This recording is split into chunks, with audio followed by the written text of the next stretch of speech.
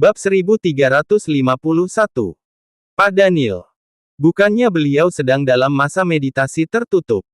Tanya Dylan dengan terkejut. Pak Daniel sudah lama tidak ikut campur dalam urusan akademi dan terus berada dalam pengasingan, tapi dia adalah pilar penting Akademi Arjuna. Selama 20 tahun, Daniel telah menjadi kepala akademi dan dengan kehadirannya, Akademi Arjuna berhasil menjadi kekuatan nomor 2 di kota Srijaya. Tapi hari ini, mengapa dia tiba-tiba keluar dari pengasingan dan menyebut ingin bertemu dengan Adril? Saat semua orang bertanya-tanya, ekspresi wajah Adril menjadi muram.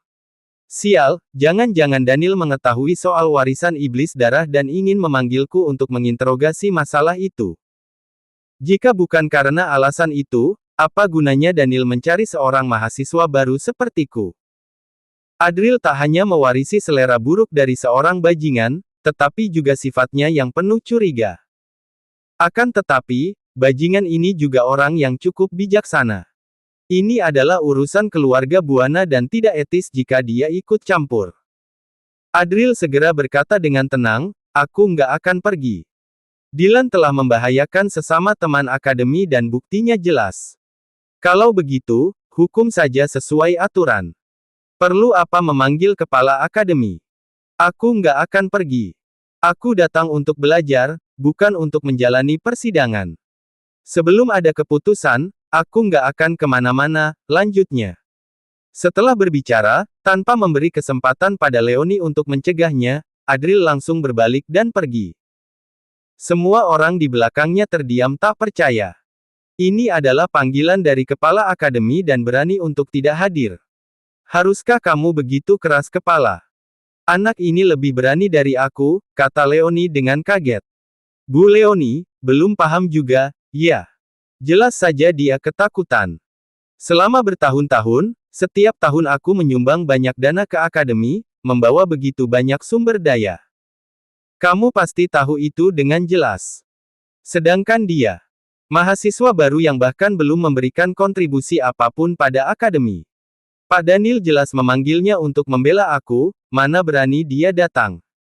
Balas Dylan.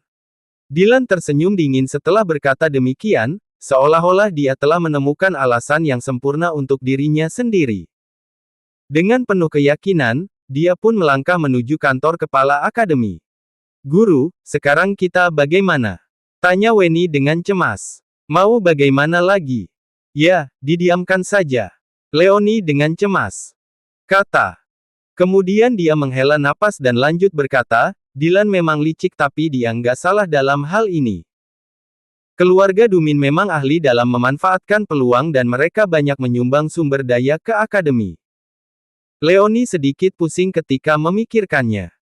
Jalinan sosial dan kepentingan pribadi memang tak terelakkan, bahkan di Akademi Arjuna. Adril tidak pergi pun tak masalah. Anak muda biasanya mudah terpukul kalau harus menanggung penghinaan seperti itu. Sudahlah, biar aku saja yang pergi. Paling aku yang akan dimarahi orang tua itu atas nama Leo. Kata Leoni sambil mendengus. Dia langsung menarik Weni untuk pergi. Dalam hati Weni menghela napas. Guru benar-benar ingin menanggung masalah ini demi Adril. Leoni sendiri sudah cukup sulit mendapatkan tempat di akademi karena beberapa masalah dan tidak begitu disenangi. Jika kini kepala akademi memarahi dia langsung, posisi Leoni di akademi mungkin akan semakin terpuruk. Tak lama kemudian, mereka pun bergegas menuju gedung akademi yang terletak di tengah kampus. Setibanya di kantor kepala akademi, mereka mendapati bahwa seorang asisten kepala akademi sudah menunggu di sana. Maafkan saya sudah merepotkan Pak Tommy menunggu di sini, kata Duran dengan ramah.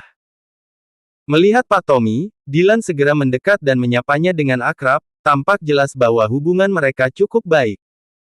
Pak Dylan, aku sudah mendengar masalahmu. Tenang saja, ini hanya perkara kecil. Kata asisten Wang sambil tersenyum. Kemudian dia mengalihkan pandangannya pada Leoni dan bertanya dengan dahi berkerut, mana murid kamu? 11. Nggak datang, balas Leoni dengan mata melotot. Ini panggilan langsung dari Pak Daniel. Apa kamu ingin nanggung hukuman atas nama muridmu? Tanya Tommy dengan kesal. Leoni mendekat dengan tatapan dingin. Energi sejati mulai terkumpul di tangannya dan bertanya, apa kamu sedang menginterogasiku? Dia bukan tipe yang sabar.